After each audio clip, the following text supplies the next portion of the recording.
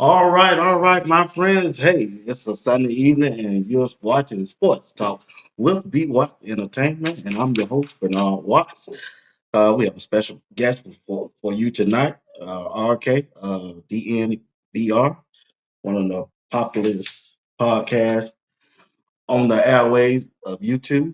And you already know we got RobDaManMedia and the legendary himself, Coach Drake, out of the state of Florida, joining the broadcast tonight. We got a good broadcast for you tonight. I'm telling you do not want to miss this broadcast. This broadcast is brought to you by Ameris Bank, right there in the city of Jackson, Georgia. We want to thank them for sponsoring this show this entire month. And they reached back out to me and said they would like to continue to sponsor this show, and we will get them on the airways just like we promised. All right. So if you have any banking needs like checking, savings, CDs, bank loans, all you got to do is just give them a call at 770-775-8300 and tell them you heard it right here on Sports Talk with B Watts Entertainment. All right. Well, hey, let me bring the guys up and we're going to get right into Coach Prime and the Colorado Buffaloes football team. Yes, we are. Hey, first of all, before I bring them up, I got to give some shout outs over there on my LinkedIn page. Got some former and retired NFL players who registered and messaged me, said they'll be tuned in. Garrison Hurst, he's the former running back for the Georgia Bulldogs. Shout out to him. And also Sterling Sharp, who is the brother of Shannon Sharp. I want to give a shout out to them also. All right. All right. So let's bring the guys up and we're going to get this show right on the road. Yes, we is. What's up? Yo, What's up, y'all? What's what up, going on, buddy? RK? What up? What's How going on, y'all guys? feeling? How y'all feeling? How y'all feeling today? Everybody have a good Sunday? Yes, sir. It's Yes, been sir. Okay, great. Yes, sir. all It's Thank you right. always for having me, man. Yes, sir. Yes, sir. Well, I'm glad you accept my invitation. First of all, like I said, I appreciate you. I be checking you out. I didn't even know nothing about your broadcast. The Raw Demand Media told me about it. And every day I've been hooked. I don't get a chance to catch it live, but I always watch the replay. And I like the things that you did. Y'all doing over there. I want to give a shout out to Jake also. One day we're gonna try to get him on. Just like I said, I like y'all the way y'all balance each other out. Y'all do a good job, and I'm praying that y'all can continue to be successful over there on y'all podcast and y'all show. Thank you so much, man. It's the pleasure is all ours, man. We have so much fun doing that show, and as you guys know, man, it's a dream for me to be able to talk about Colorado football every day as at least part of my job. Oh man, that's amazing. That's amazing. And when I put it over there on Instagram, man, all kind of message came along, and one of the coaches, Coach Hart, said, "I will be tuning in." And he hit me like, he said, That's "You my his guy. boy." He said, "You know what he showed told me." He messaged me. He said, "That's my dog." I said, "All right, doc." But let's get into the show. I ain't gonna hold y'all too long. Know y'all busy and everything, and let's get right into the show. Hey, I want to jump right onto it. That's Juju Lewis. He wore a towel when he was throwing the ball out there in camp. He wore his shorts of CU at lunch. Start with you, RK. You all guess. What's the legitimate percentage you think Coach Prime in Colorado can land Juju Lewis as a quarterback for next year? Man, I honestly think it's around 50%. I think they have a really good chance, maybe even a little over 50%. But I'm feeling confident about it. I've heard some interesting rumblings throughout the last couple weeks. There's kind of a lot of kind of rumors floating around on all sides of this story. But Right. I was talking about this with Jake, I think, on Friday, and it was just like, yeah, you could say the gear that he's wearing around is a big nothing, or you could think about it if it were you, right? Right. If you were committed to a school, wouldn't you be repping their colors every single day? I would. Like if you're 100% locked in somewhere, well, you'd be rocking with them. It's the opposite seems to be true of Juju. I can't remember the last time I saw him, wearing something with USC on it, and now he's wearing, his Colorado gear all the time. I don't think that's, the deciding factor might just like the gear and whatever. But I think it's an interesting window into the way he's thinking when he's going to the closet or going to his drawers in the morning trying to figure out what he's going to put on. Like that CU stuff is standing him. So I think they've got a great chance. The relationship that Coach Prime has built with not just Juju but his father, I think, is going to go a really long way in this recruiting process. And I don't know, I love having that last visit. That's the thing that's fresh on his mind anytime he's thinking about where he wants to go. And I think that when push comes to shove, something that we've been talking about a lot is just how perfect of a fit it is. I don't know if there's a more perfect quarterback to be the heir apparent to Shadeur Sanders as he goes out into the NFL than Juju Lewis. And I think that when all is said and done, that'll be the reason why he's a Buff. Oh, okay. What you think, Rod? Then Coach Dre? And I mean, RK hit it right there on the head. This is going to be about the relationship of of his dad TC with Coach Prime, that marriage, because of the relationship that Juju had with his dad. When you look at just the relationship that they have and the way Prime and Shadeur has that good relationship going on, it just mirrors everything that they looking for the relationship wise. Colorado offers those type of things. So like I've been saying, I think it's about a 75-25 Colorado. But that's just me speaking. So I don't want nobody to take that out of turn. That's just me speaking. But that's where I stand at with it. I just look at the relationships. But man, it's great to have RK on. It's been a long time coming. So appreciate the DNVR and RK showing us love. Yeah, thank you. Appreciate you guys showing me love. At the end of the day, like you say, I got 70-30 with him coming to Colorado. Like I say, just be patient. This is the biggest decision of a kid's life. And I don't want to get caught up in the hoopla and the this and that and the third. But like RK said, if that's my team and I'm 100% committed to that team, I'm repping that team when I go out here to rivals and this camp and that camp because I want to put this team on alert and I want to recruit other great kids. So other kids see me with the USC gear on. Hey, so yeah, Juju locked in with USC. He going to USC. But now when I come out and I'm rocking the Colorado gear, that puts the thought process in other people's minds and heads. So like I say, I got 30-70, but again, I'm not gonna ride the roller coaster. You know what I'm saying? He's a hell of a kid. For those who didn't know, I did get to go out and check out a couple of the rivals workouts because I'm down here. And he's as advertised. He's as advertised. No ifs, ands, and buts about it. And like everybody say, RK, we get to talk in a special way every now and then. And I appreciate you coming on, bro. I rock with you. Hell yeah, man. I appreciate that. Okay. I appreciate that, y'all, on Juju. All right, let's look at the recruiting. That what happened this week. Jay Garden hired 6'8", 350 pounds offensive lineman.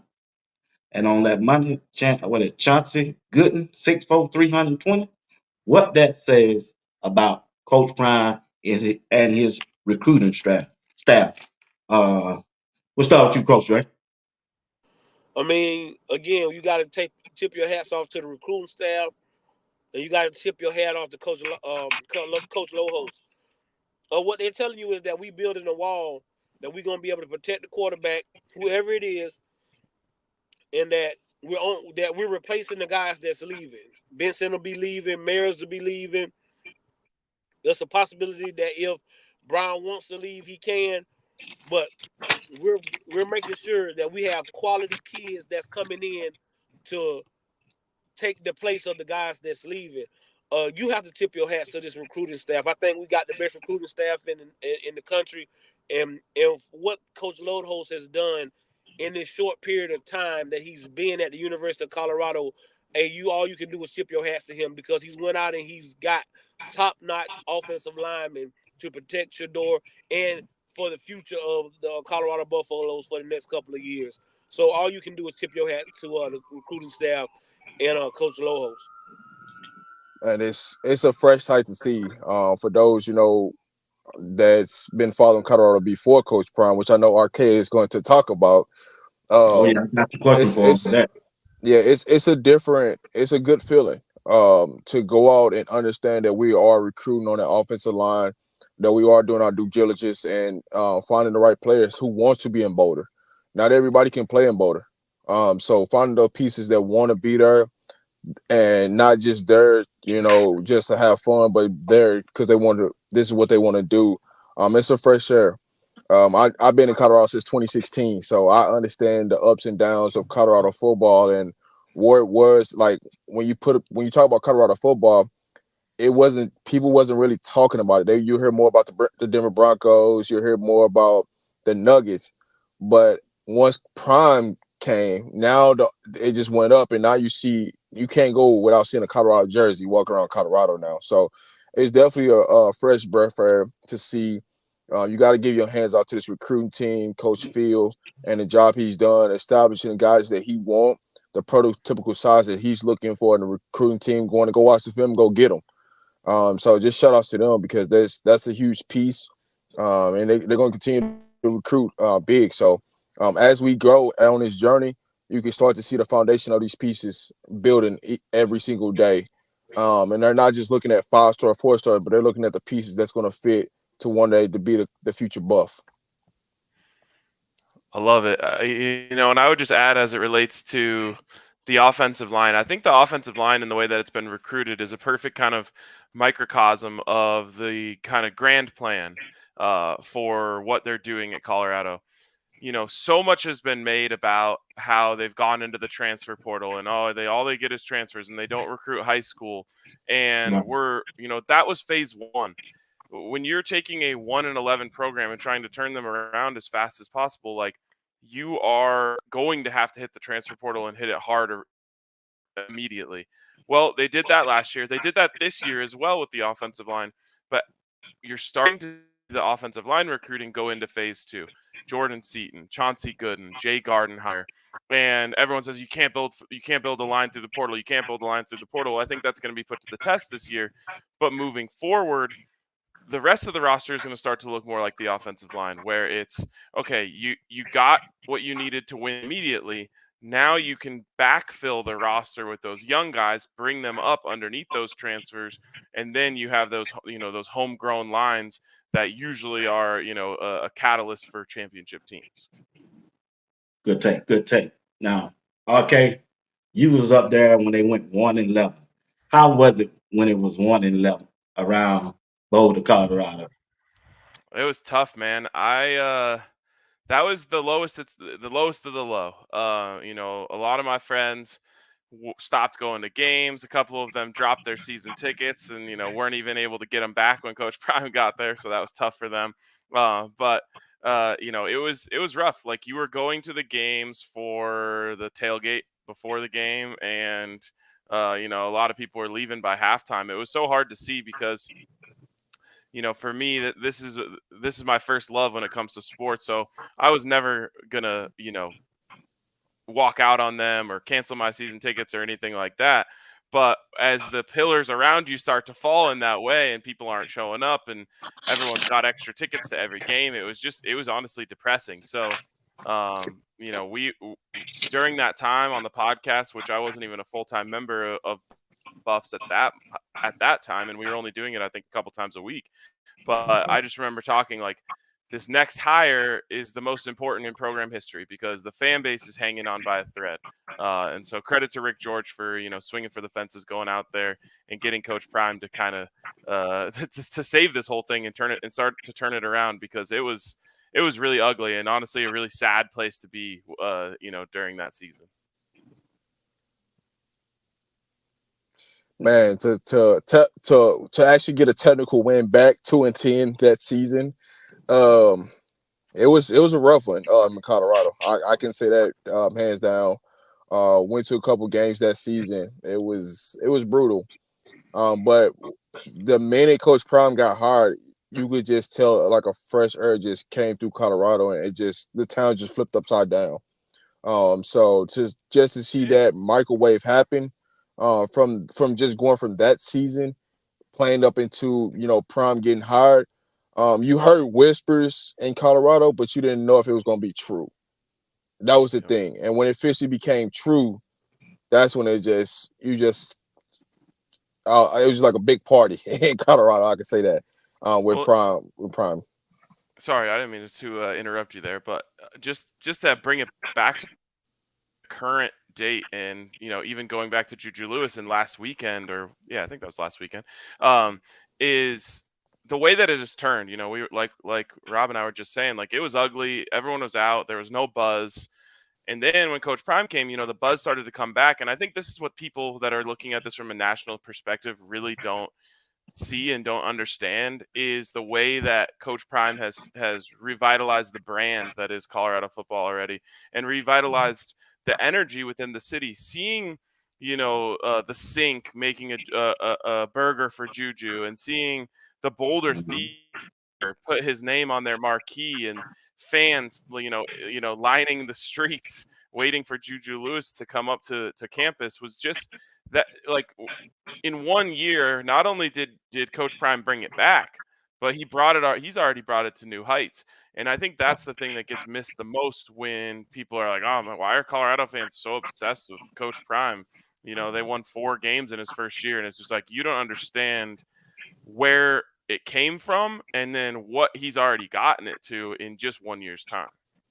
Hey, RK, just talk about the level of where Boulder has went, right? The evolution of Boulder, and how all the businesses are more involved with the program than where they used to be. Those things go unnoticed and don't get talked about, because if you're not in the realm, or you don't know what it was before then, you don't know like what it used to be. So to see it is just refreshing.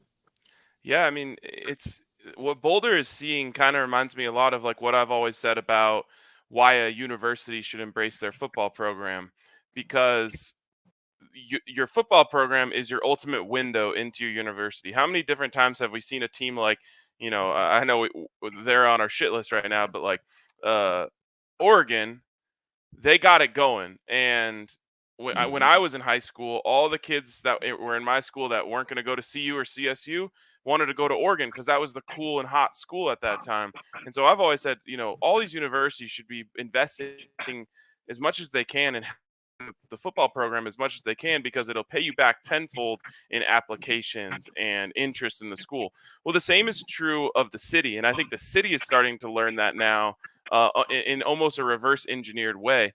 It's like everyone got a glimpse last year as every hotel was sold out, every single restaurant was and Saturdays, and so the city is now learning, oh, it actually benefits us too for Colorado football to be good. And now, I don't know if anything's out there official yet, but I've heard from some of the people that work at the collective that there's some partnerships that are going to come together this season between some of the businesses and the NIL collective and stuff like that. And so it's really cool to just see the city understand the value. It's not just about football and wins and losses. It's about the local economy. It's about the community and everything, and the people of the city coming together to join forces to point their sails all in one direction. Hey, so again, that's for all you people in the back that's in here. You heard what he said. It ain't just about football.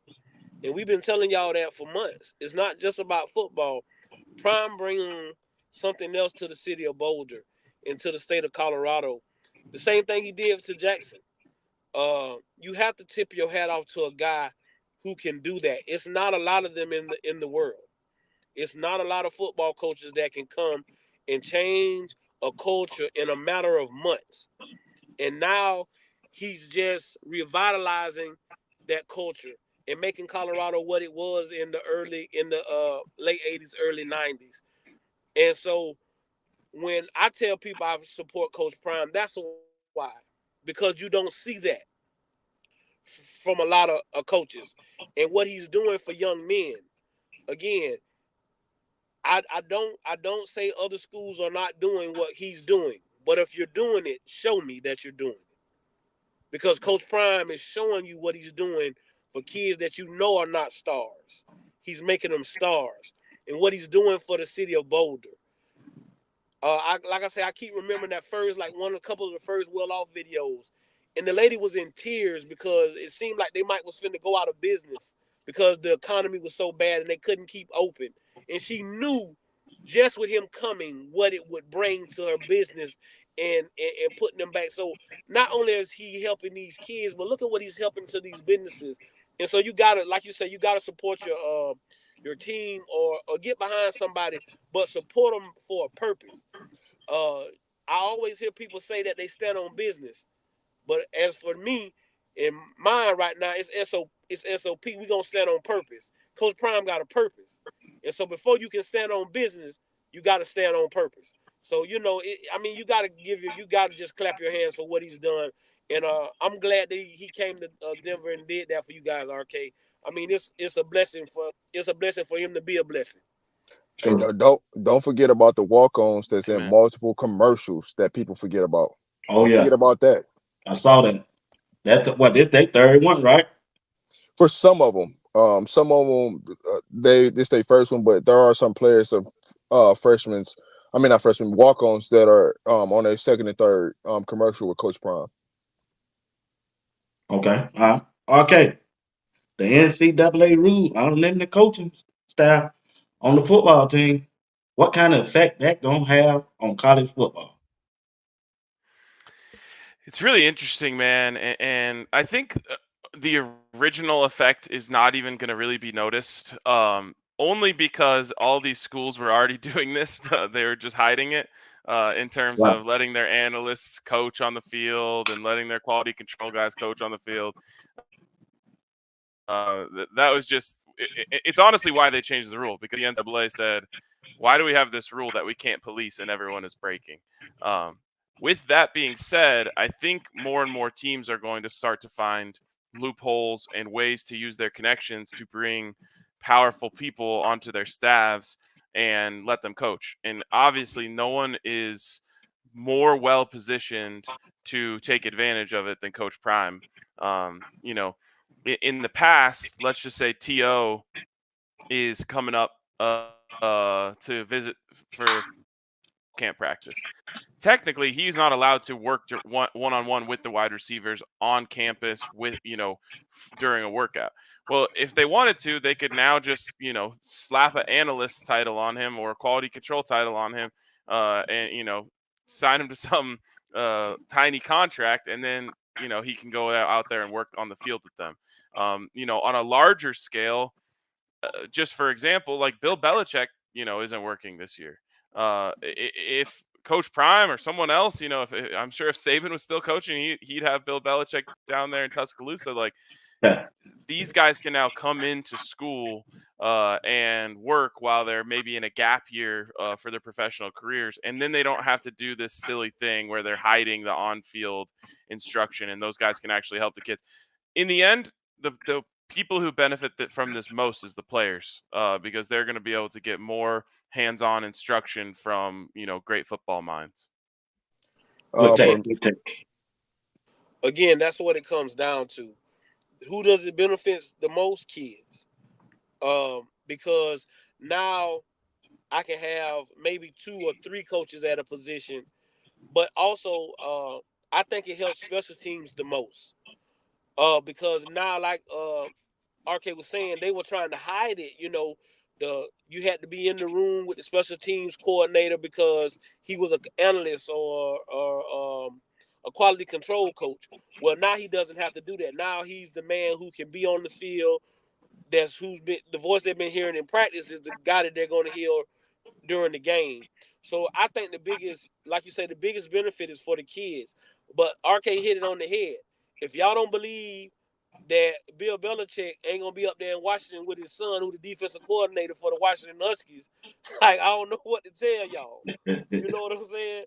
So that's who is gonna really help. So it's like he said, it's just now you ain't gonna be able to do it in the dark. So the NCAA was just saying, I'm tired of trying to catch somebody, or we don't catch you until somebody tell. So just give you unlimited coaches and give you the opportunity to go out there. Like I said, the people that's going to help the most is special teams in my book. I think it will help the special teams to the most. I was going to say the same thing. But when I look at this, I just think it's everything ties down to the NCAA just tired of policing. That's it. Until something major happens, they trying to take everything out of their hands, out of their control. Because you've seen it with the money first and paying players. That's been happening for forever. Having NILs and collectives. Now it's the coaching.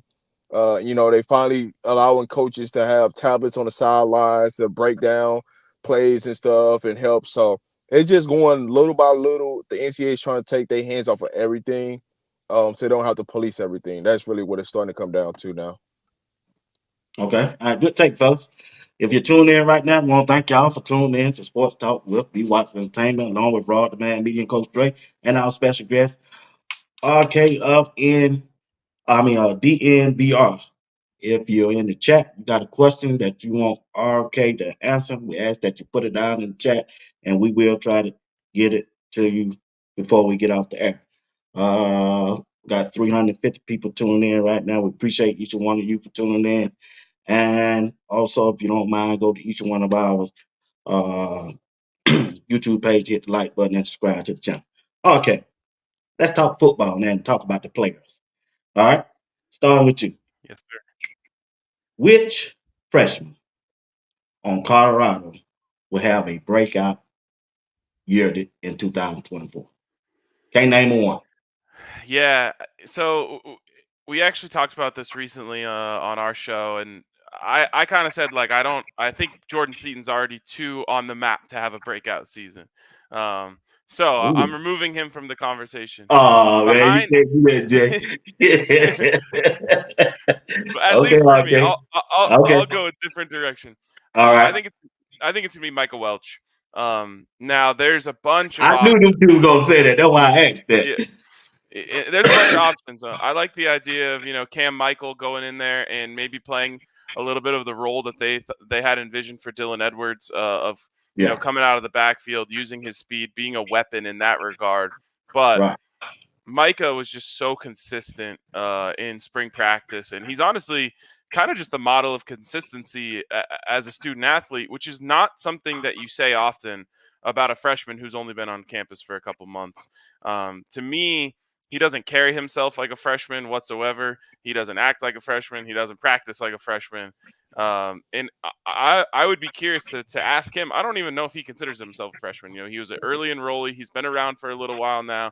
He kind of just acts like he's been here, done that, and I love that about him. So one of the biggest things for freshmen coming in is adjusting, and you've got you got school, and you got your social life, and you've got football, and you're trying to balance all these things. To me, it just kind of seems like he doesn't worry about any of that. He's just kind of like, this is what I do. This is easy. Yep. So I'm banking on the fact that he's going to continue to make it easy, look easy on the football field. Close, right? I mean, he hit it on the head. I mean, I think I said this months ago when the kid, when they had their first meeting, and I looked that kid in the face, and I was just like, this kid ain't here to play. He feels he's as good as anybody in this running back room, and I can make it happen. I remember Coach Prime looking at him and saying, hey, I don't have a problem with a freshman leading this room. And then when you go to break it down, and he steps right up and breaks it down like, hey, I'm letting you know I'm here. You have to believe in Michael Welch. I believe he's going to be running back number 2 after the fall camp is over with. I just believe in that kid. He goes about business the way that you want kids to go about business. He never wavered. He never wavered in his commitment. He was steady that I'm going to be a Colorado Buffalo. I'm going to come in here and do my job, and I'm going to come in here and show people that true freshmen can come in here and contribute to a team like the Colorado Buffaloes. So you got to tip your hat off. Is for me, I'm just like RK. It's Michael Welch, and he been on my radar since he first walked in the door. Man, I mean, we all had pretty much the same answer, Michael Welch. I always say one of the two players I really got my eyes on after them will be a kid, Brandon Hood. You're gonna see some explosive plays out of him out of the backfield. And I'm really want to see what they're gonna do with Draylon Miller. Those would be my next two guys, Michael after Michael Welch, just due to the fact of Jordan Season's going to be out there, man. It's just too easy. That's just too easy of an obvious answer. So, those would be my 3 that I'll be looking for from a breakout from the freshmen. Okay, good answer. Good answer. All of y'all. Got a super chat there from See You Buff Dynasty. Okay, you're what is it? What is it? With the guys. Okay, all right. Sir. Appreciate you for that. But yeah, excuse me. Excuse me. Also, I had another one. Internet hack right. But before we move on, let's look at. Excuse me. Okay, I saw the interview with ATO, Taquifa Thomas, and Big Zach Owen that y'all did on DNVR. What did you take from interviewing them guys? Man, I took a lot, and I said I say this after every interview we do. Anytime I meet these guys, I come away just knowing that Coach Prime actually means it when he says smart, tough, fast, disciplined with character. That part always stands out to me when I get to meet these guys in person, or just talk to them, on over a show like this. But aside from that, what really stood out to me was just the bond that those guys created so quickly. As 3 guys who are playing different positions, you got a wide receiver, an offensive lineman, and a defensive lineman. And Coach Prime has placed such a premium this year on chemistry and building relationships with your teammates. And it's so natural. I mean, even in the NFL locker rooms that I've been in, it's very natural for position groups to gravitate towards each other. And, most of the big friendships to be between guys who play the same position. They're out on the field together all day, every day. But for these 3 guys who come from 3 different parts of the country, and play 3 different positions, to come in and immediately be fast friends, and just as they were saying during that show, like, they spend every day together, they do everything together, they go out to eat together, they play video games together. Like, it just shows me that this team is actually really taken to that, and whatever the staff and the players are doing to try and follow through on building that chemistry is really working. Okay, all right. Question. Gonna start off with you, Coach Ray. Uh, when we look at the Big 12 conference, we lost Oklahoma and Texas. Who who get the benefit from being in the Big 12? Coach Prime or the Big 12 conference? The Big 12 conference definitely is the person that benefits. CU becomes the cash cow. You lost your biggest 2 schools. You lost Texas and Oklahoma, the people that were bringing the money to the Big 12. And that's no disrespect to Kansas, and that's no disrespect to Oklahoma State. But at the end of the day, you had to go out and bring somebody in that could bring back the revenue that you were losing with Texas and Oklahoma, because that's big time football. That's so them getting Colorado with Coach Prime is their benefit, because now they're probably going to make more money than they probably would have made with Texas and Oklahoma, because some people feel Oklahoma might have been falling off to a lesser degree. Texas was still, Texas was becoming Texas again, but Oklahoma was falling off a little bit. So it's definitely a step. It's definitely better for the Big 12, not for Colorado, because if things keep going the way it is, and they try to make these mega conferences, you can believe that somebody like the SEC or the Big 10 will come knocking at the door, because this school brings the money. They have the faces, they have the flair, and they have the what you're looking for when you look, like I say, college big time football. I mean, big time money football.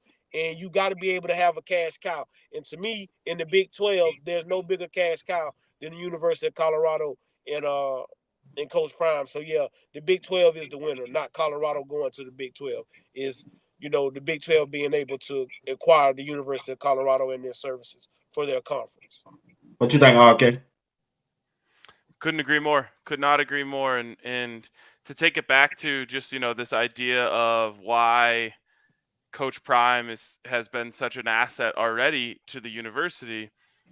If it weren't for Coach Prime, would Colorado even be in the Big 12 right now?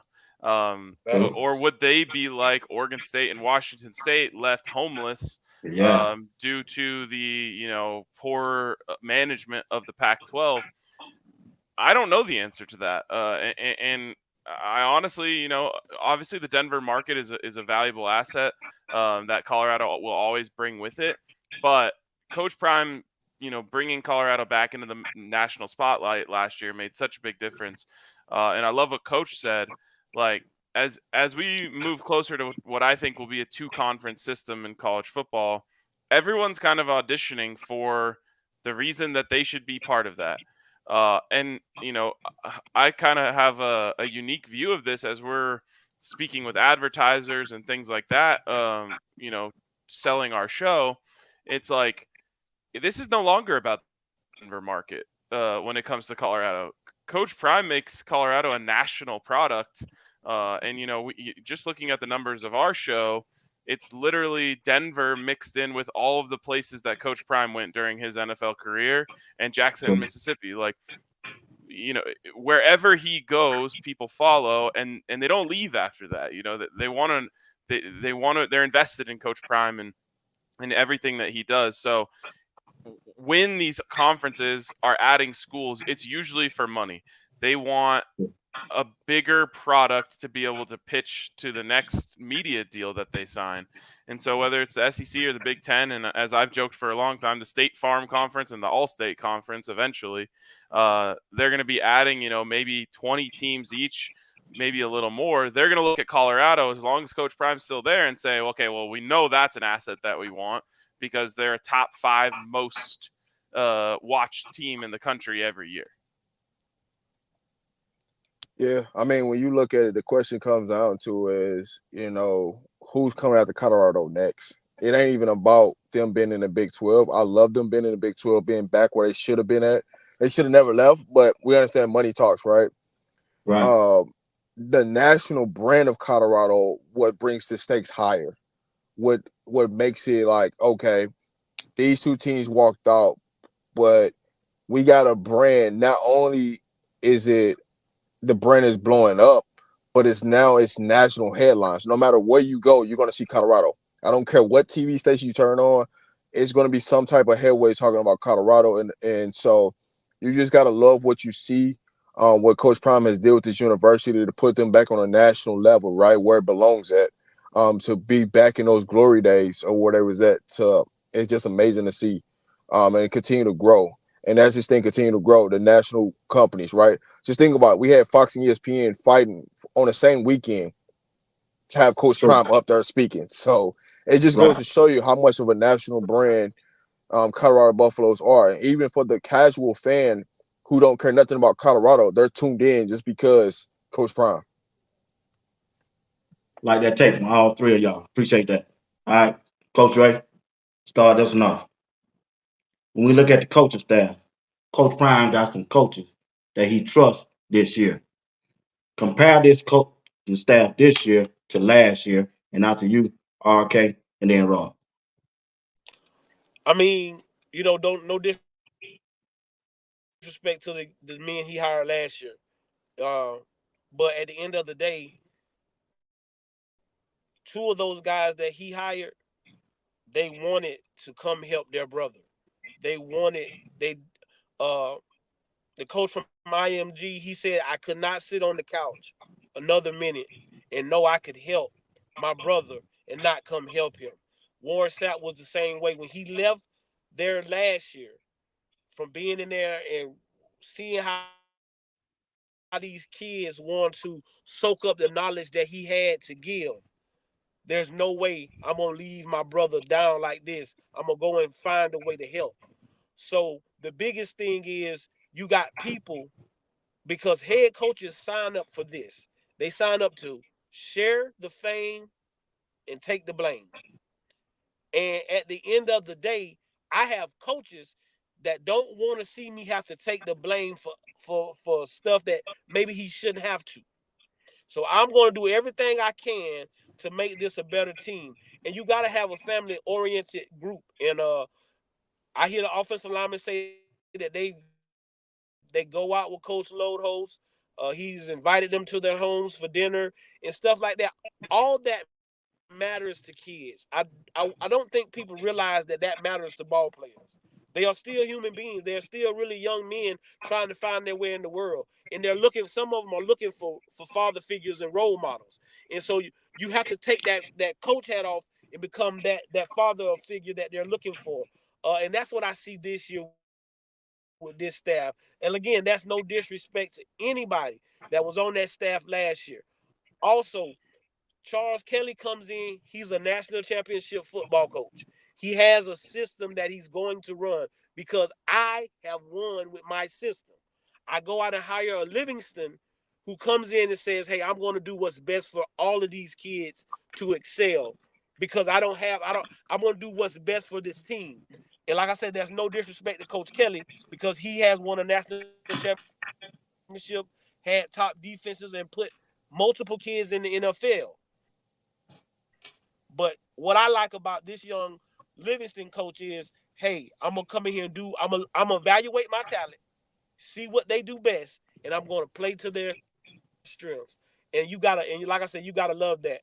And again, I think you just have a better bond of coaches. And then when you have the nucleus of the three that's been together for 20 years, which is him, Hart, and Mathis, you can never go wrong with those guys because you know at the end of the day, these guys done had my back for the last 20 years. They're gonna always stand behind me.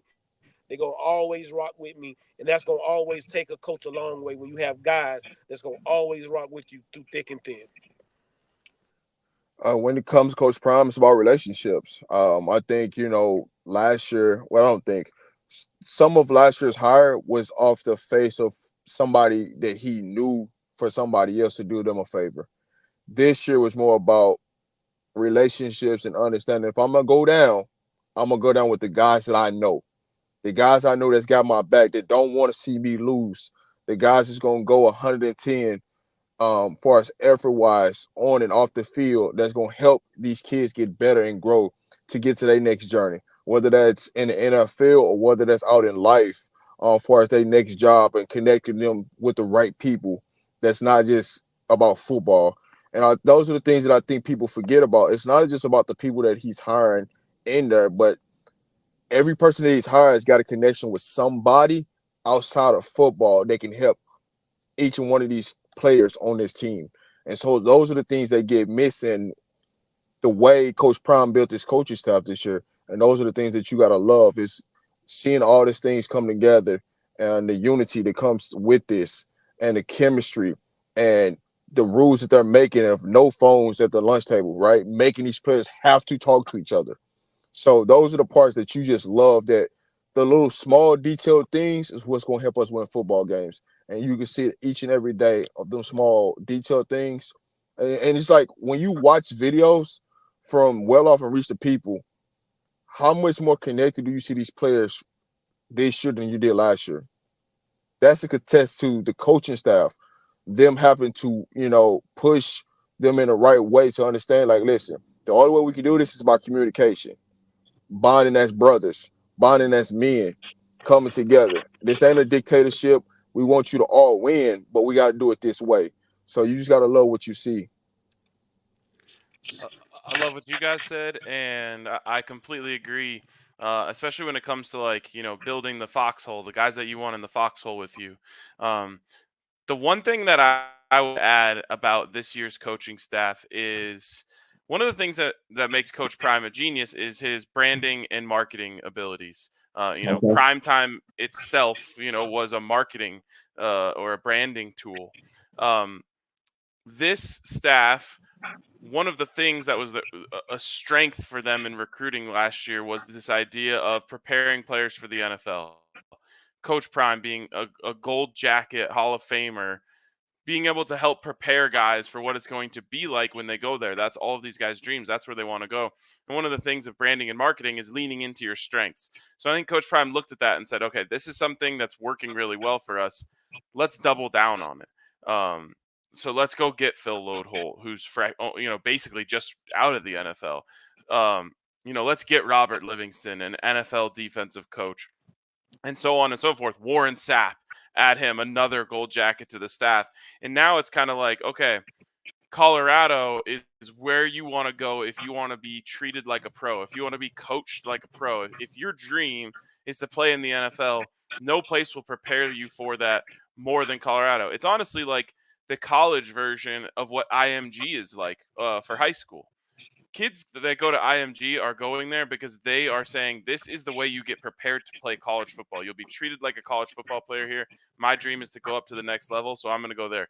Colorado is kind of becoming the IMG to college football. If you're trying to go to the NFL, this is the place to do it because you will be treated like a professional here and you're going to be coached like a professional here. Oh man, that's a good take. Good take. Good take. Good take. Okay, starting with you. When you look at the defensive side of the ball, you look at the linebackers position. Who's your project starters? Way too early project starters at the linebacker position for Colorado this year. Yeah, first and foremost, I think I start with Nakai Hill-Green. That's a guy who just all it took was about 5 minutes of me talking to him to say that guy's a captain. I think that he'll have the L for leader on his uniform come week one, and you love having that type of player, that type of personality at linebacker, a guy who can be a vocal leader, a guy who's going to lead by example. To me, one of the more impressive additions from the portal that they got. He's just everything to me that you want in a college inside linebacker. So I've got him starting there. And then honestly, I got to start with Levante Bentley. He really came on strong towards the end of last year. And I think it's going to be a battle to see who gets that spot. But I thought he played some of his best football at the end of last year. And so I'm giving him the benefit of the doubt that he keeps that momentum rolling. I think he was tied for the team lead in sacks, which is impressive, and was up there in tackles for loss. So he's really good coming downhill, and I've got him there for now. Okay. I mean, I agree on what RK said to the T. I mean, you got to go with Bentley right now until somebody proves it differently. Now, I do love the depth that we have at the linebacker position this year. It's more improved than what we had last year. When you got Trevor Wood still there, you got Chainsaw that's there. You got a couple freshman linebackers. You got Webster that's there that's going to pop off the film. So you got a little bit of everything in that linebacker room. Now it's just all about getting on the field and let's put it all together. And just let these the biggest thing with these linebackers is we improved up front, which is going to allow these linebackers to play freely. And that's all we want. Let the linebackers play freely and go make plays. And as long as we do that, man, we're gonna have a thing going this year. I mean, there's no doubt about Nakai Hill-Green. Like RK said, I saw an interview with that kid, and then I went and saw his page, and hey, he everything you looking for in a great young man, and then a great inside linebacker, no doubt about it. And that's no disrespect to anybody else. You got to go with Bentley because if Bentley's not out there, that means someone's playing well. But my dark horse is Chainsaw Chaney. I Yep. like that kid. Maybe biased because he's from down here and he played, and I got to see him play at FAMU. He's what you're looking for when you're talking about sideline to sideline linebacker, tracking people down. He has what you can't teach. He has that dog mentality. And so he is my dark horse. But like I say, I love the depth. You saw that Jeremiah Brown looks like the Jeremiah Brown from Jackson State. That's what I saw in the spring when I looked at the spring tape. He looked like, if you go back and look at the Jackson tape and you look at this in this spring, he looks like the guy from Jackson State. And then Webster, he's another great kid. So I think that the biggest thing is that we have depth. To be a great team, you got to have quality backup. I'll keep telling people that. To to be a great team, you have to have quality backup, and I think that's what we have this year. We have quality backup, so that's what I got at linebacker. Okay.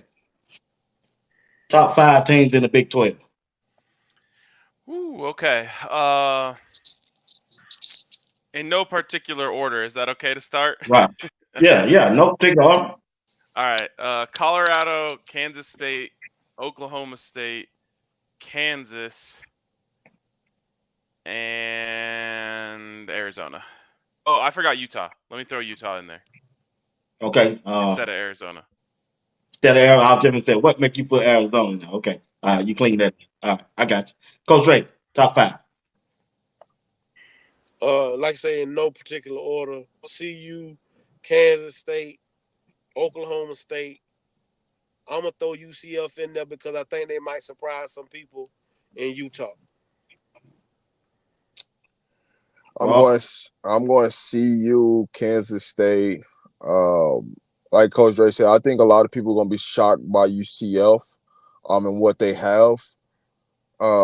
Utah, and the 5th one, I'm going to go Oklahoma State. Okay. All right. Got a super chat here. Sweet Pea. I love you. Okay. What made you, RobDaManMedia, move to Colorado? BWatts and Coach Ray. Hey, how you doing, Sweet Pea? Me too. My job moved me out to Colorado. So that's why I've been there since 2016. So. All right.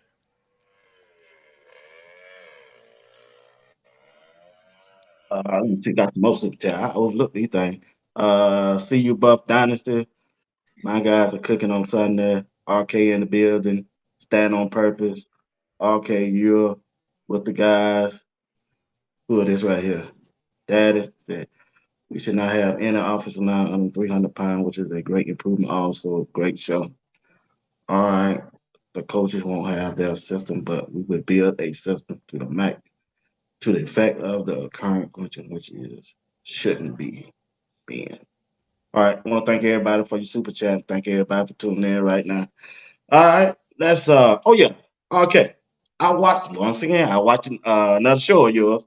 I think I watched this show Friday night. You did an interview, you and Jake had Corey Phillips and Malika Slayton on there. I remember, I think. Yeah. What did you take from them about recruiting? Ooh, that's a great question. Because there's just so many great little tidbits from them. One, I think that it's a remarkable production recruiting, and all of the effort that they put into it, and all of the thought that they put into it, and the planning, and all of that. And then obviously, in the end, it all comes down to execution. But I was really, really impressed just with how the way that the confidence and the swagger that they carried themselves with. As you know, we talk about them as one of the best, if not the best, recruiting staffs in the country. But the way that they just kind of spoke so clearly and confidently about what they were trying to do and how they were executing it was really, really impressive to me. And I just think that they are a really special staff, from going back to it's coming up a lot this offseason from a chemistry standpoint. That recruiting group spends a lot of time together, and they get along so well. And the way that they want to pass credit and praise onto the next person constantly. If you ever give one of them a compliment, they'll just deflect it to another person that's part of that staff. I And saw that. yeah, and it's really, really impressive to me, the selflessness that they have. And I think it's something that honestly, not just the football team, but everyone in life can learn from, just when it comes to working as part of a team, whether that's in sports or in a job. It's just like, it's not about who gets credit for doing what. It's about getting to the ultimate goal.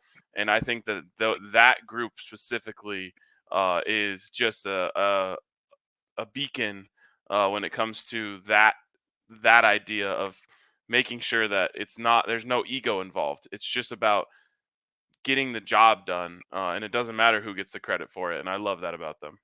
Right. That's why I take that interview also too. Big Tiger Media got a super chat. Show me a championship team.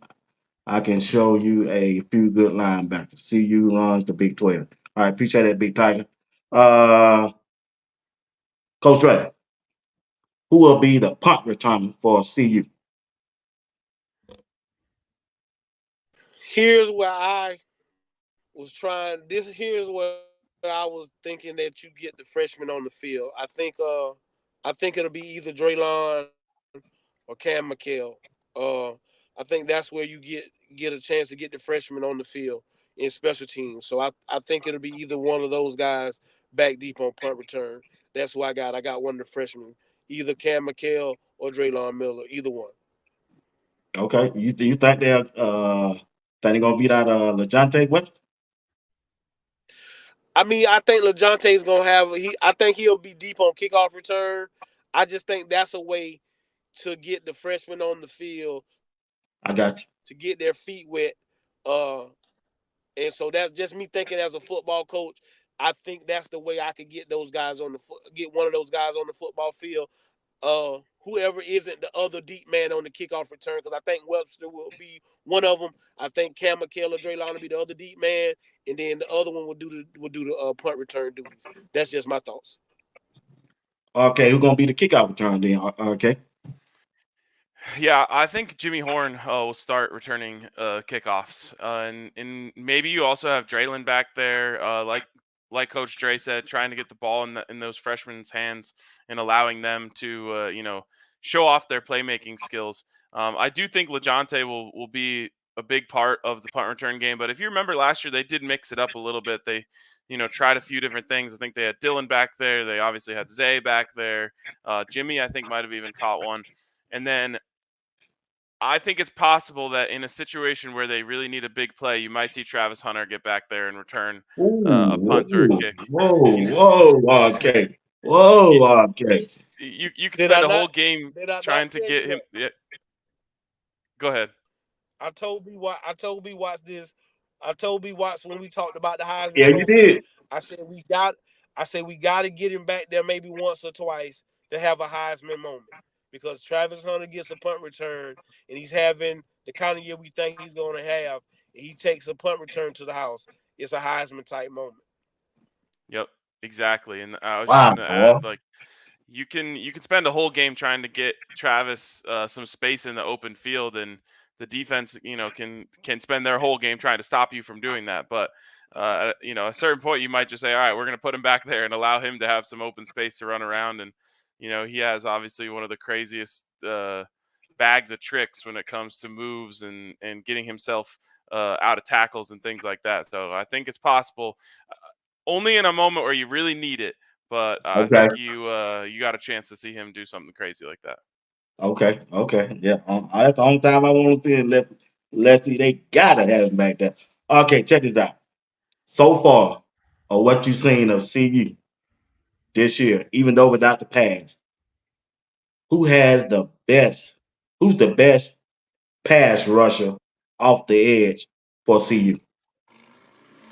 I love this question because I don't think the answer is very obvious. I think there's a few different ways you could go here, and I would like the answer. And we've actually even seen that. You've got different kind of like national analysts coming out with their picks for certain things and whatnot, and you're seeing different people get nominated. I saw one publication had Deion Hayes as the best edge rusher of the group. I saw another one had Samuel Okunlola as the best one of the group. For me, I've got BJ Green. The Okay, way that he has shown himself in just the one-on-ones that we've seen, and obviously it's no pads, but it's the best we've got to go off of so far, just watching these guys work, especially since he got there. He's been really, really impressive to me. Super, super just active with his feet. Got a bunch of different moves. As you've seen him use the spin move. He loves putting that like tornado emoji out there as kind of his signature move, but also you've seen him rip. You've seen him, do a couple different things that I've been impressed with. So he's number one for me right now. But I love the fact that you could go a few different ways from this, and I don't think you'd be necessarily wrong. okay, all right. What about you, Coach Dre? I mean, he hit it on the head. I think it's those three, and I don't think whoever you pick is the wrong answer. Uh, BJ Green has showed you the versatility, and that's the thing that I like. I've seen him inside, I've seen him outside, and every time I've seen him, he's coming with that dog mentality. Again, he has something you can't teach. You can't teach what he has. That grit, that edge he got to himself. The same thing with the kid from Pitt. He likes to talk. He believes he's the best defensive end in the country. I think if you Right, sat him down, he would tell, and you asked him who the best defensive end in the country, he definitely say himself. I like to see the battles between him and Benson because iron sharpens iron, and I think that right. was the one thing RK I think we missed last year. I didn't think we didn't have that kind of competition, and so you see the competition that breeds greatness. That's what breeds greatness that people don't really know. Iron sharpening iron. I'm not trying to look to go against nobody else. You say you the best over here. I want to go against you. Nobody's better than Oh yeah, anybody, yeah, and yeah. that's what you go. And that's what you want to see from your guys. So like I say, with any three of those, you can't go wrong. But right now for me, it's BJ because he's doing it outside and inside, and I think he's going to be a problem for a lot of offensive linemen this season. Also, when you look at Khalil Benson and Deion Hayes go ahead, boy, they putting on some battles, man. Yep. They calling each other out and everything, and they stepping up to the plate. So what you think, Rob, on that I defense end of that? I love the competition, man. I love to see people, jumping off the screen, wanting to be in that battle, and not just sitting in the back or trying to take the easiest route and take the easiest matchup. They want to put out against the best, because one thing, once you get to practice, once they get to camp, the one's going to be going against the two's going to be going against the ones. So you're not going to get to see those matchups. So anytime you can get to see those matchups, is a brilliant thing to see. Okay. All right, guys, we got 15 more minutes. We're gonna wrap this thing up. All right, you all right with that, RK? Yes, sir. All right. Check this out. We're gonna switch tunes a little bit. Colorado basketball team had some players that got drafted. I don't know if y'all was up to date on that, but okay, I think you up on it. I seen you post and stuff about it. So tell us about some of the players that got drafted from Colorado basketball team. Yeah, man, super excited for these guys. Obviously, Cody Williams was the first one off the board, going to Utah. Just a really really gifted athlete, and it's kind of that he was banged up last season for a lot of it, just because we never. It took a while for us to kind of see him start to play into his skills and find his groove at that level. But he's certainly a really gifted player. Obviously, his brother's in the NBA too, so excited for him. Tristan Da Silva, I think, was probably the most NBA ready player of the bunch going to the Magic. The Magic low key putting together kind of a scary roster there. They just took my boy KCP from the Nuggets, so that'll be really interesting. He's super super skilled offensively. Probably have to work a little bit on his defensive game at the NBA level, but I think he can come in and score off the bench right away. Excited for him. And then my guy, the one who I'm saying eventually I think will end up have the best career, is the last one to get drafted in the second round.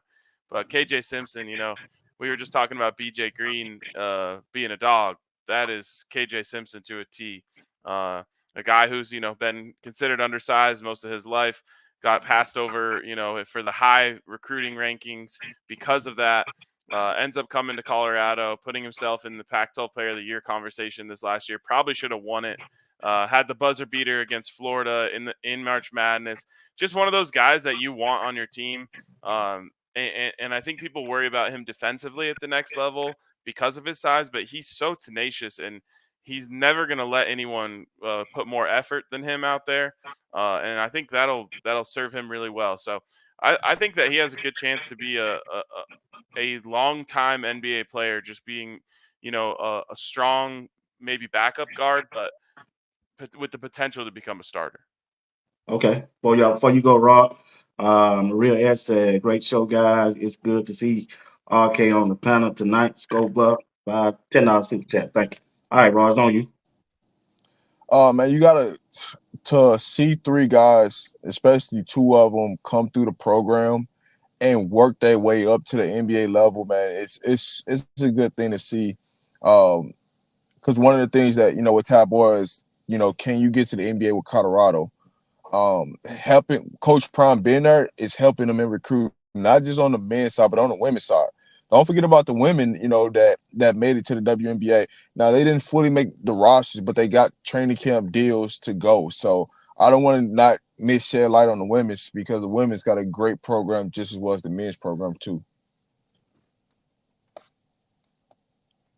Yeah, and I would just add that Coach. I mean, hey, go ahead. That Coach Boyle has now put 10 players in the NBA since he got to Colorado. Oh man, I didn't know that.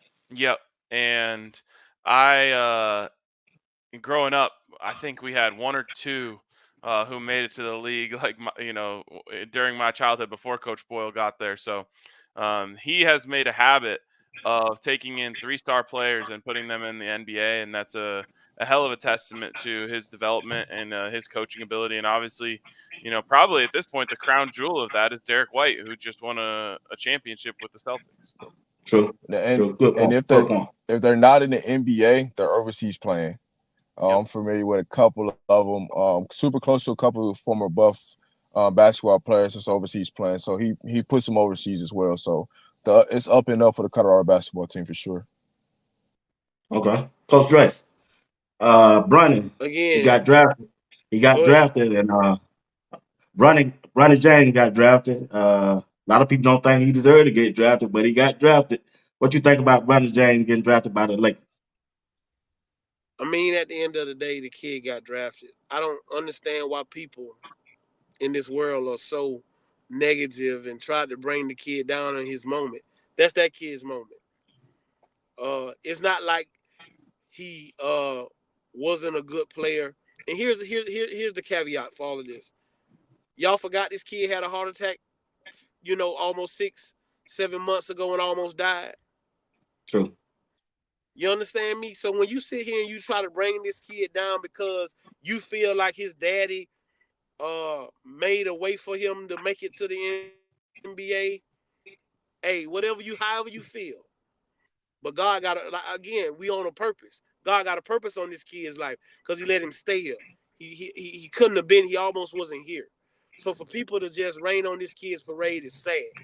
I'm gonna say it again, it's sad. I'm happy for the kid.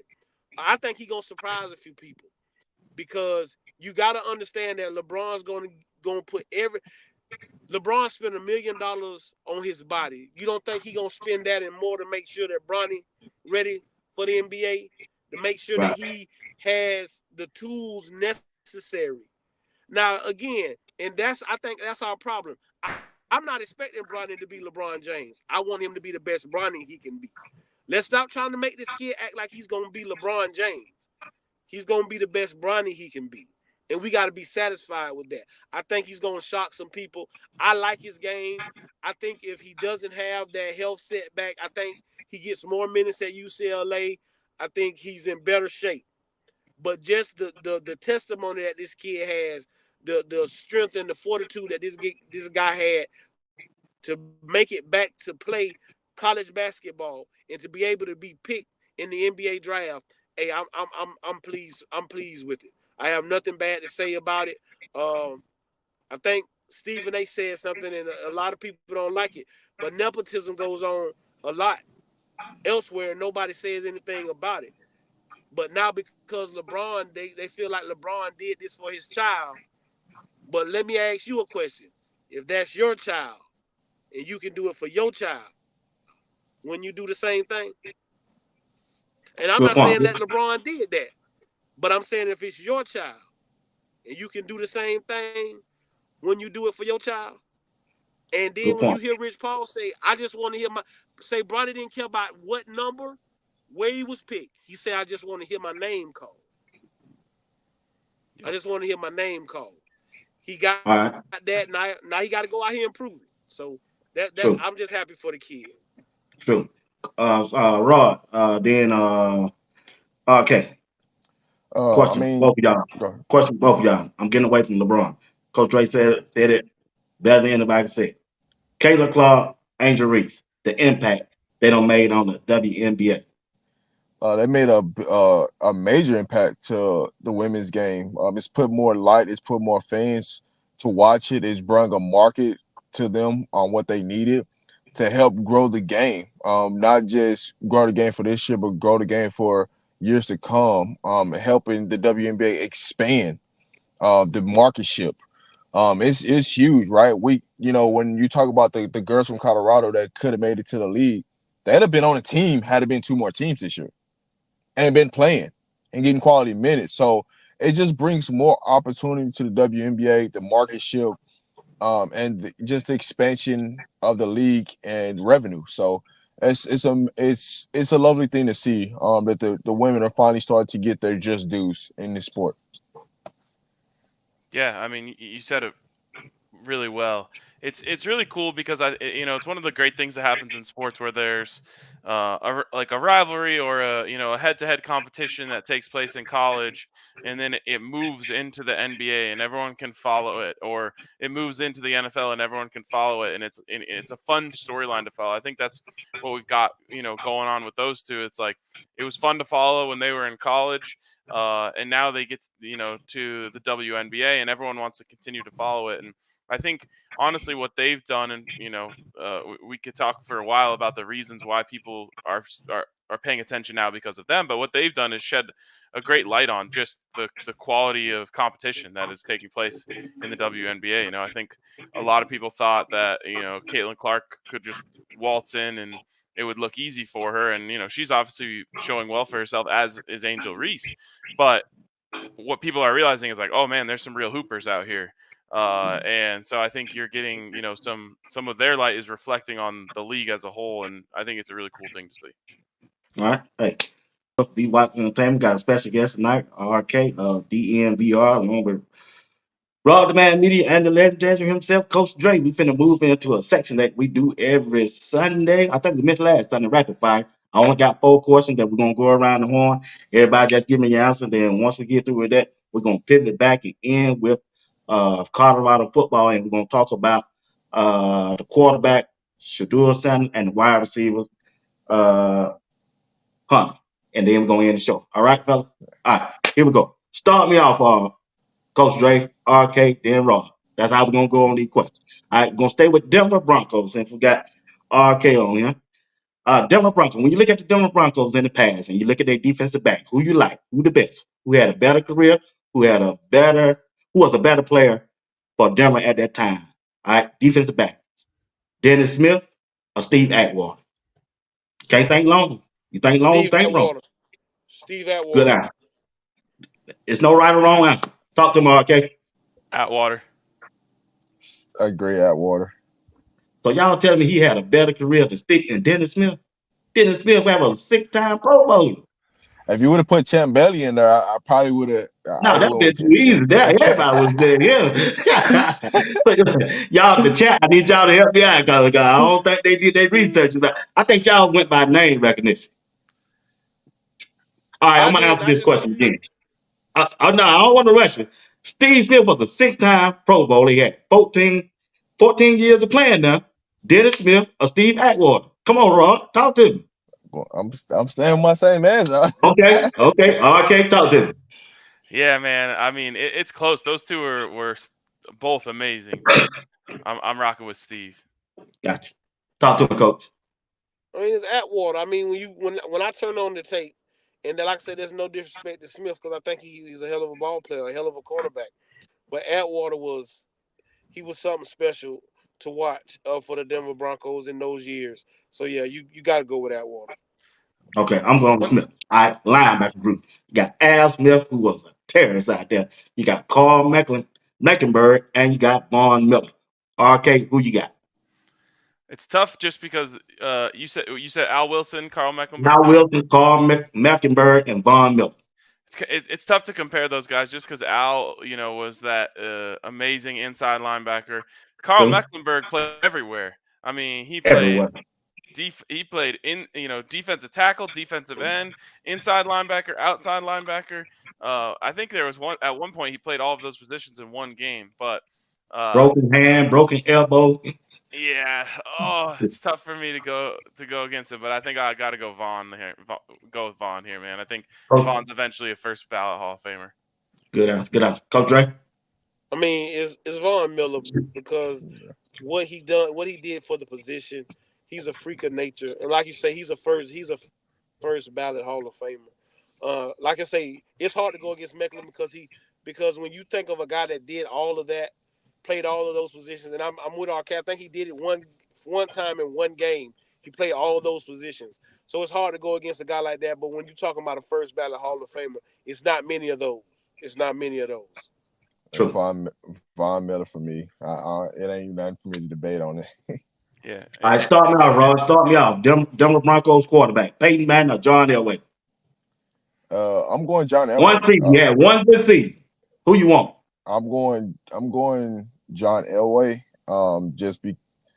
His years in Denver, it's hard to compare against Peyton Manning because he was like in his prime in Denver versus you're taking a Peyton Manning who was at the end of his career, on strip going down, but because he's in Colorado, the ball's moving farther because of the altitude, things like that. So I'm going with John Elway. More athleticism, they can get out. It can get you more. It can do more things. I'm going with John Elway. Okay, talk to me. If the question is who's the better Denver Broncos quarterback, the answer is John Elway. If the question is who am I starting a franchise with, I'm taking Peyton Manning. I agree. Good answer. Coach Dre? That's it. I mean, when we talking about Denver, if you just straight talking about Denver Broncos, it's Elway. It ain't even close. But like RK said, we talking about starting a football team and a guy you want under the center. You got to go with Peyton Manning. You got to go with the sheriff. Yeah, probably Okay. arguably the smartest football player of all time. Gotcha. I agree with you on that. Wide receiver, look at Denver Broncos, Rod Smith, Shannon Sharp. RK. Rod Smith, Shannon Sharp. Rod Smith was my favorite player growing up, so I'm Boy, going with good Rod. guy.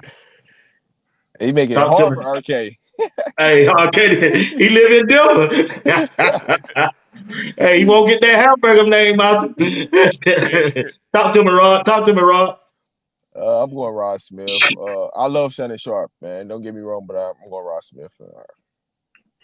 I mean, well, I'm gonna just be odd because what Shannon Sharp did for the tight end position, I think he revitalized it. I think he opened the door for the Antonio Gates and the Gonzalez's and everybody, the Kelseys and everybody else that you see at tight end right now. I just don't believe there's any of those guys if there's no Shannon Sharp. So I'm going with Shannon. And I'll just add, I'm being biased there just because Rod Smith was my guy growing up. I had a Rod Smith jersey and everything. But going back to what I just said on the last question, if I'm starting a franchise, I'm taking Shannon Sharp. Sure. Good answer. I was wondering when you gonna come back home. You did good on that one. Okay. You redeemed yourself. Don't forget his brother is tuning in, so I had to throw that question to you. So,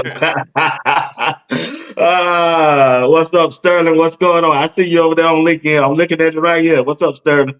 But check this out. Last question with the Denver Broncos. All right, we're gonna stay with the running back room. Terrell Davis or Clinton Portis? RK. TD, man, best playoff running back of all time, as far as I'm concerned. So Clinton Portis had a hell of a run. He did, bro. He did. It's TD all day. It's TD all day. Rob? I'm going with who brought the championship to Denver, man. I'm going TD. Now I would go. I do love Clinton Portis though. I love Clinton Portis. I thought that was you were gonna go. I love Clinton Portis, but we talking about the Denver Broncos. He brought the title, man. You can't knock that. He brought the title. I got you. Talk to me, Coach Dre.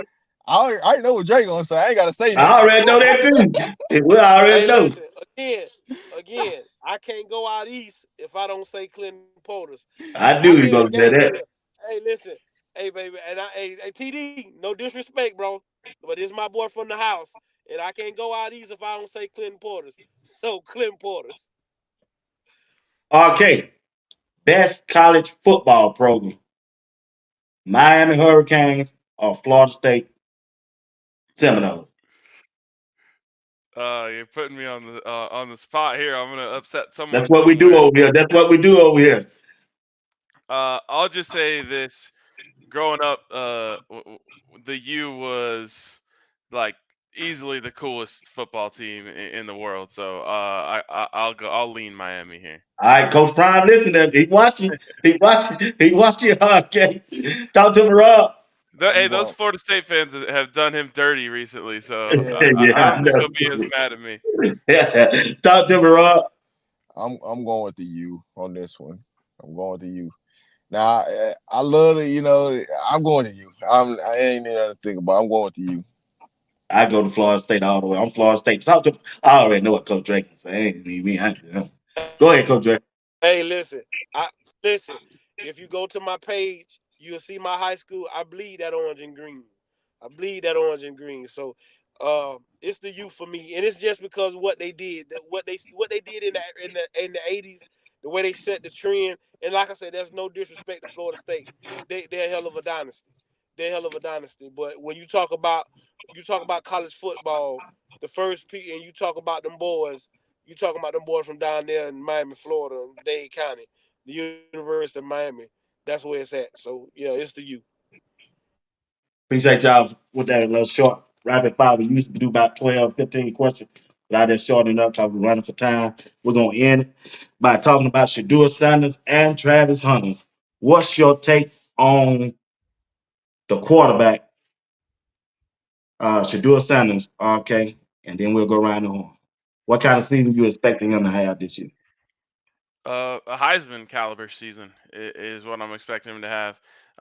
You look back at last season, and I don't think he gets enough credit. Well, I think he does in real NFL circles, and I think he does in Colorado circles. But just when it comes to fans on the national or talking heads on the national standpoint, he doesn't get enough credit for throwing 27 touchdowns to 3 interceptions while getting sacked 52 times, man. The combination of being willing to stand in there and make those throws while also not rushing it and making bad decisions that lead to interceptions, while also getting knocked on your tail time and time and time again and getting right back up and going out there. I just don't think people realize how hard that is. You can go and watch tape of quarterbacks over and over again that get battered early in the season, and their numbers just start diminishing more and more and more as the season goes on. I think Shadeur obviously ended up banged up at the end of the season, but for him to be able to keep those numbers up when he was getting knocked around like that is just crazy. So this year, if you keep him upright, I think it's fair to start thinking and envisioning 40 plus touchdowns and a similar number of interceptions. You look at the weapons that he has out there; it's scary. It's scary for other defenses and for the rest of the country. So I think he's going to go out there and have a Heisman caliber season this year. Coach Drake, then Rob. RK hit it on the head. He's gonna have Jackson like numbers. He's gonna have Jackson like numbers and better. Like you say, it takes a hell of a kid to get his butt beat like he got his butt beat last year, and to get up every Saturday and probably played hurt. You know what I'm saying? He probably played hurt for a lot of those games, and that's what you want out of a leader. He didn't cry. He never came out and threw his offensive line under the bus. He got up every day, went to work, brought his hard hat and his lunch pail. I expect 40 touchdowns, about 5 interceptions. We throwing for over 4,000 yards. Uh, that's just what I think, because I think I'm looking at about 20, maybe 20 sacks at the most, if that. And I think if they get that, Khalil Benson and Mears and them boys will be hot.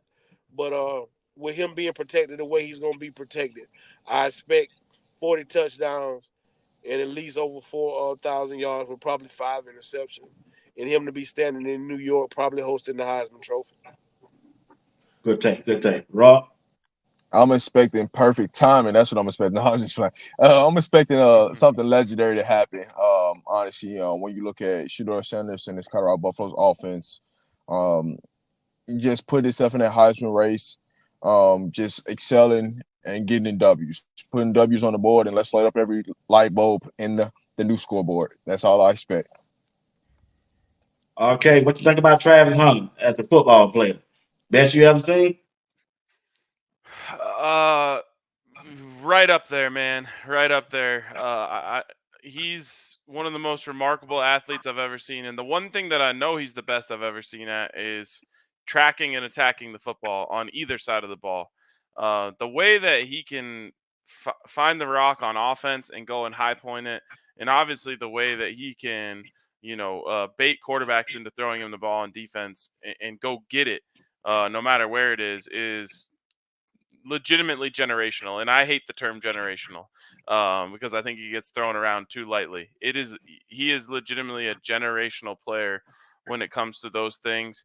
You add in the stamina, which I think is so hard for the average person to understand and comprehend because there's just no one knows what it's like to be out there and play 140 snaps in a game, but those things make him such a unique player, and I think that this year he's only going to show that more and get to display it more. I think you're going to see him get more abilities to go win in one-on-one coverage on offense, and you're going to see some of those highlight one-handed catches that we see a lot in practice.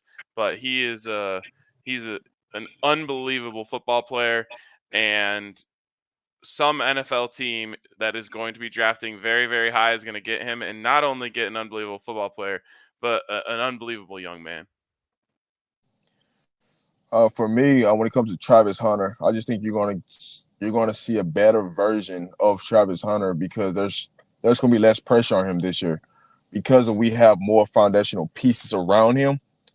Travis Hunter is going to be able to elevate to an even higher level and do more things on that football field than what we seen last year, just based upon the upgrade of talent around him. RK hit the biggest thing on the head. When you think about a student athlete, you put Travis Hunter out there. When you think about the best athlete in the country, you put Travis Hunter out there. He's the kid, the little kids you should put out there for little kids to say, hey, I want to be like that young man. He's about his business. He's not trying to be anybody else. He's satisfied with what he has. When the best cornerback to ever play the game says he's better than I was when I was his age, tells you all you need to know. But the biggest thing is he is the greatest young man that you've seen in a long time play the game of college football with the way he carries himself, with the way he handles his business, and the way he loves his teammates. This kid is something that you've probably most of us never seen before. And like RK said, he's going to make some NFL team a lot of money on Sundays because you can sell him to anybody. Travis Hunter can be sold to anybody because he's a great young man. He's what young ladies, he's what mamas want young ladies to bring home. Okay, even though he's finna get married, he's what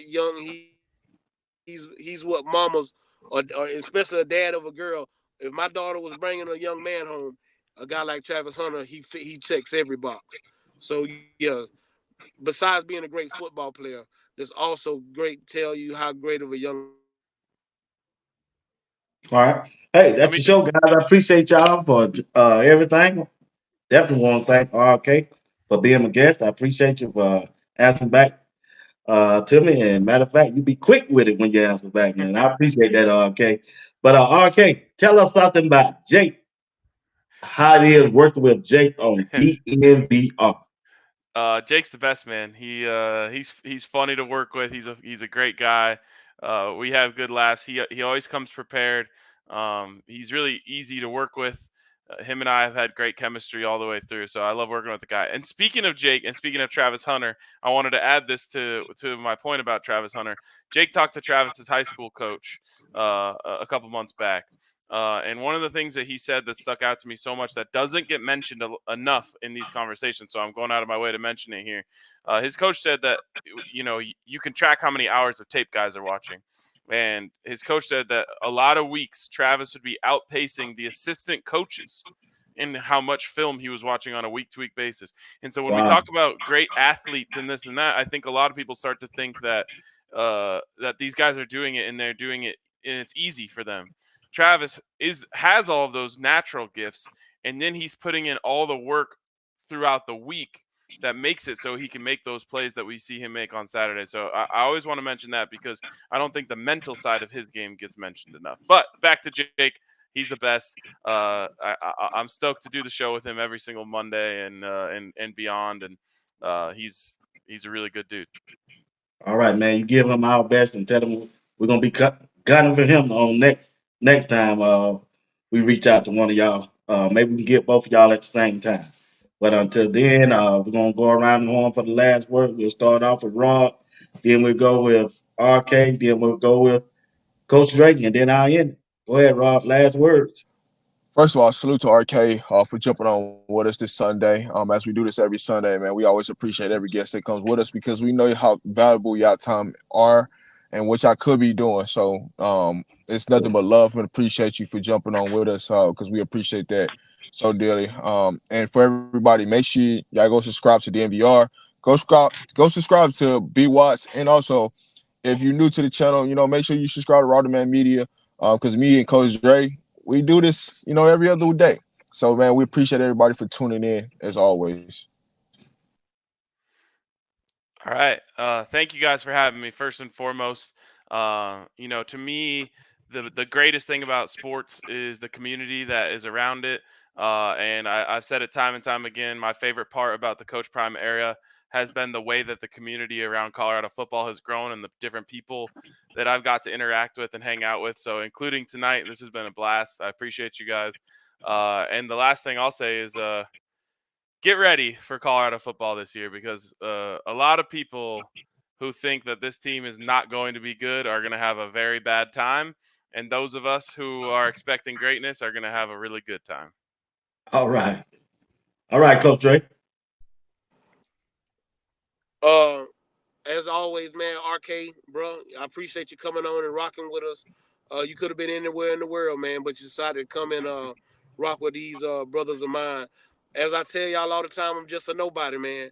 I'm just a nobody trying to support my brothers, trying to put y'all out there in a positive way and let y'all know that anything is possible. But as I always tell you, if you send no ships out, no ships will come in. And if there's no contest, nobody can win. Games can't be won if they haven't been played, and prayers can't be answered if they haven't been prayed. I am your man, Coach Drake. That is my man, BWatts. That's my brother, Rob the Man. That's my guy, RK. Hey, peace and blessings to you all. See you next Sunday. All right. I want to thank each one of y'all for tonight. Like I say, appreciate you, RK, Rod the Man, meeting Coach Drake. Always remember, share whatever you have with your sisters and your brothers. You always have more than enough to wish to share. And if you be good to God, God will be good to you. And until next time, y'all be blessed. Appreciate you, RK. Blessing to you, Appreciate you. man. Blessing to you and Jake, my brother. I'll be reaching out to you. I'll send you a message.